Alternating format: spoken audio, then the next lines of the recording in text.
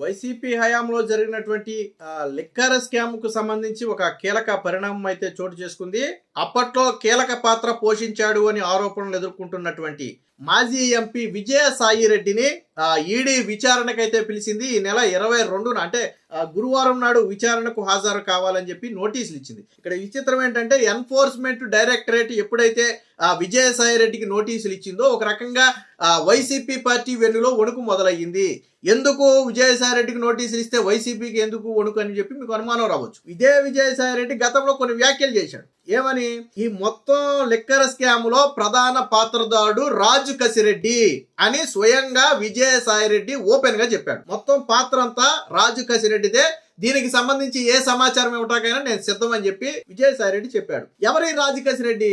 జగన్మోహన్ రెడ్డి సలహాదారుడిగా కావాలని తీసుకొచ్చి పెట్టి లిక్కర్ స్కామ్ మొత్తాన్ని నడిపినటువంటి వ్యక్తి రాజకసి రెడ్డి, కింగ్ పిన్. ఒక రకంగా ఈ లిక్కర్ స్కామ్ లో కింగ్ పిన్ గా ఉన్నటువంటి వ్యక్తి రాజకసి రెడ్డి, సలహాదారుడు. వైసీపీ హయాంలో సలహాదారుడు పదం ఉంది, మీరు అది గుర్తుపెట్టుకోవాలా. సో అయిపోయింది. తర్వాత ఏం చెప్పాడు? ముడుపులు దేశం దాటాయనే ఆరోపణ కూడా చేశాడు. ఈ లిక్కర్ స్కామ్ జరగలేదని విజయసాయి రెడ్డి చెప్పలేదు. విజయసాయి రెడ్డి లిక్కర్ స్కామ్ జరిగిందని ఒప్పుకున్నాడు. దీని ముడుపులు దేశం దాటాయని కూడా గతంలో విజయసాయి రెడ్డి చెప్పాడు. రాజు కసిరెడ్డి మొత్తం నడిపాడని విజయసాయి రెడ్డి చెప్పాడు. విజిల్ బ్లోయర్ అవుతానంటూ ప్రకటన కూడా చేశాడు. ఒక రకంగా ప్రకటన కావచ్చు, అభ్యర్థన కావచ్చు. ఏంటి విజిల్ బ్లోయర్ అంటే?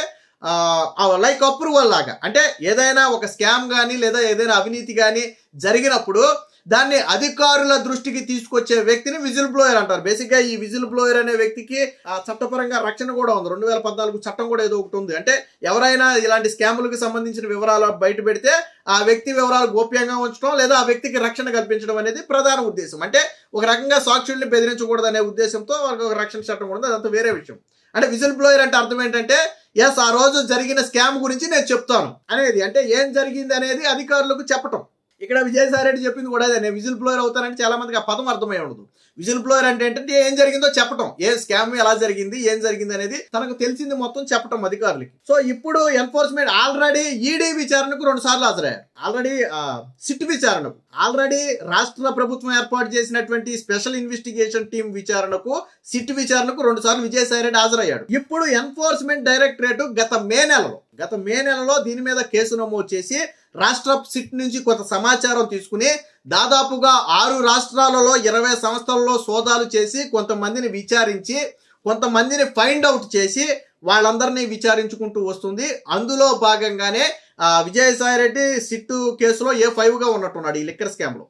సో అందులో భాగంగానే విజయసాయి రెడ్డికి నోటీస్ ఇచ్చారు. గతంలో విజయసాయి రెడ్డి ఒక మాట చెప్పాడు, ఎప్పుడు విచారణకు పిలిచినా నేను సహకరిస్తాను, నాకు తెలిసిన సమాచారం మొత్తం నేను చెబుతాను, దీనిలో మొత్తం రాజు కసిరెడ్డి చేశాడు తప్ప నా పాత్ర లేదు అనేది విజయసాయి రెడ్డి మీడియాకు చెప్పింది.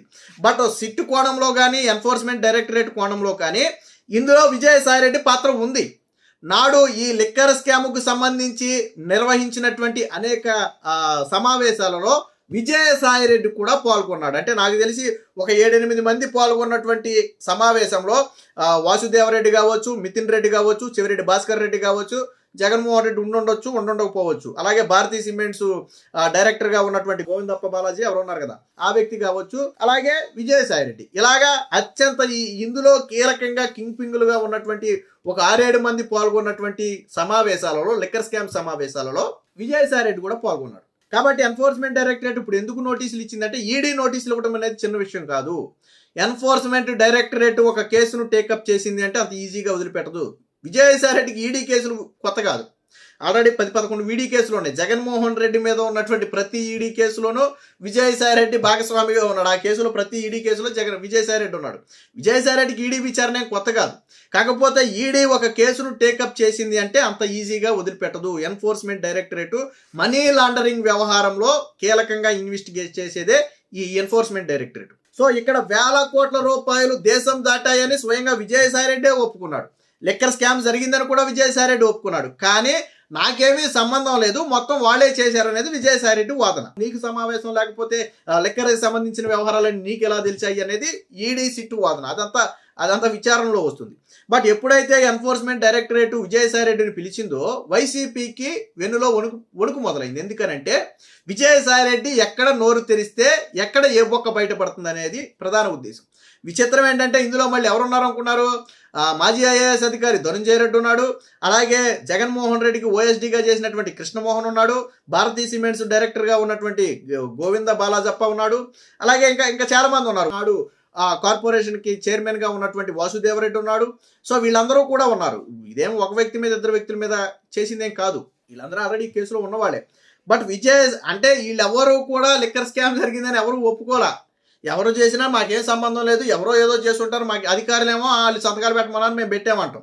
వీళ్ళేమో అధికారులే చూసుకున్నారు, మాకేం తెలియదని ఒకరి మీద ఒకటి నిందలేసుకోవడం తప్ప స్కామ్ జరిగిందని ఎవడో ఒప్పుకోవట్లా. కానీ విజయసాయిరెడ్డి ఒప్పుకున్నాడు. లిక్కర్ స్కామ్ జరిగిందని ఒప్పుకోవటమే కాకుండా ముడుపులు దేశం దాటాయని ఒప్పుకున్న వ్యక్తి కూడా విజయసాయిరెడ్డి. మరి అలాంటి విజయసాయిరెడ్డి గతంలో రాజకేశిరెడ్డి అరెస్టుకు ముందు అనుకుంటా, బహుశా విజయసాయిరెడ్డి రాజకేశిరెడ్డి అరెస్టుకు ముందే మాట్లాడాడు. రాజకేశిరెడ్డికి చెందిన అన్ని వివరాలు నా దగ్గర ఉన్నాయి, ఎప్పుడు కావాలో అప్పుడు నేను వెల్లడిస్తాను, సమయం వచ్చినప్పుడు వెల్లడిస్తానని చెప్పి విజయసాయిరెడ్డి చెబితే, విజయసాయిరెడ్డికి కౌంటర్గా రాజకేశిరెడ్డి కూడా ఒక ప్రెస్ మీట్ పెట్టి ఎవరు ఈ స్కామ్లో ఉన్నారో, ఎవరి పాత్ర ఏంటనేది నేను కూడా త్వరలోనే తేలుస్తానని చెప్పి అప్పట్లో రాజకేశిరెడ్డి కూడా ఒక ప్రెస్ మీట్ పెట్టాడు. హైదరాబాద్ నుంచి పెట్టినట్టున్నాడు.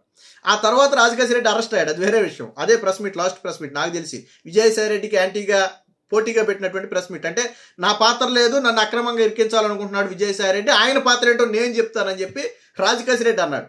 సరే, ఇప్పుడు రాజకేశిరెడ్డి ఆల్రెడీ అరెస్ట్ అయి ఉన్నాడు కాబట్టి మరి విజయసాయిరెడ్డి పాత్ర గురించి ఏమైనా చెప్పాడా లేదో మనకైతే తెలియదు. కానీ బట్ ఇప్పుడు విజయసాయిరెడ్డి మాత్రం రేపు ఈ లిక్కర్ స్కామ్కు సంబంధించి తన దగ్గర ఉన్న మొత్తం సమాచారం చెప్పే అవకాశం ఉంది.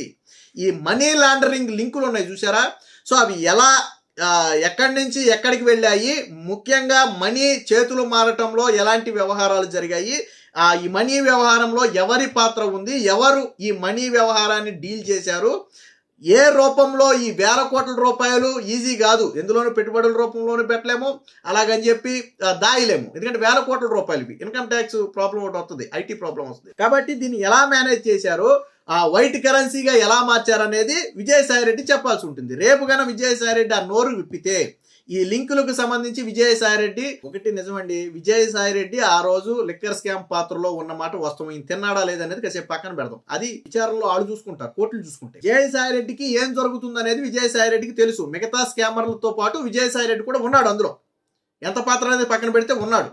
కాబట్టి అది ఏ లింకుల ద్వారా ఎటు నుంచి ఎటు తిరిగింది అనేది విజయసాయిరెడ్డికి తెలుసు.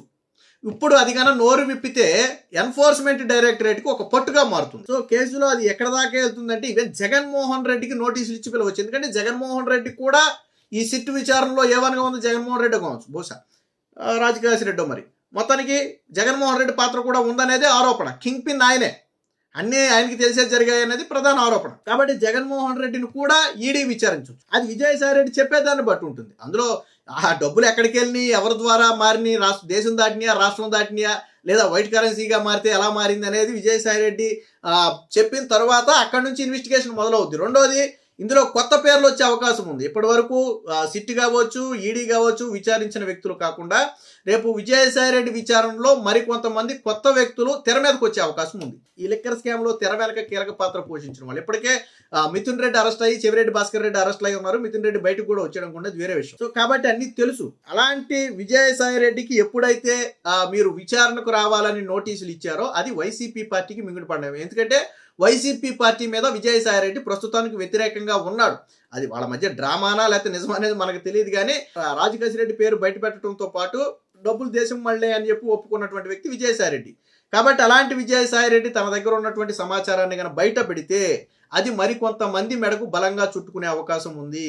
పైగా ఆల్రెడీ ఇరుక్కున్న వాళ్ళ పాత్ర గురించి విజయసాయిరెడ్డి ఏదైనా బయట పెడితే అది వాళ్ళ మెడకు మరింత బలంగా ఉచ్చిగా మారే అవకాశం ఉంది. ఇంకోటి ఏంటంటే విజయసాయిరెడ్డి గారు లిక్కర్ స్కామ్ లో పాత్రగా ఉన్నాడని ఈడీ ఆధారాలు బయట పెడితే అది విజయసాయిరెడ్డి మెడకు కూడా చుట్టుకుంటుంది. సో ఏది ఏమైనా మొత్తంగా ఇప్పుడు విజయసాయిరెడ్డిని ఈడీ నోటీసులు ఇచ్చి పిలవటం అనేది వైసీపీ పార్టీకి మింగుడు పడని అంశం.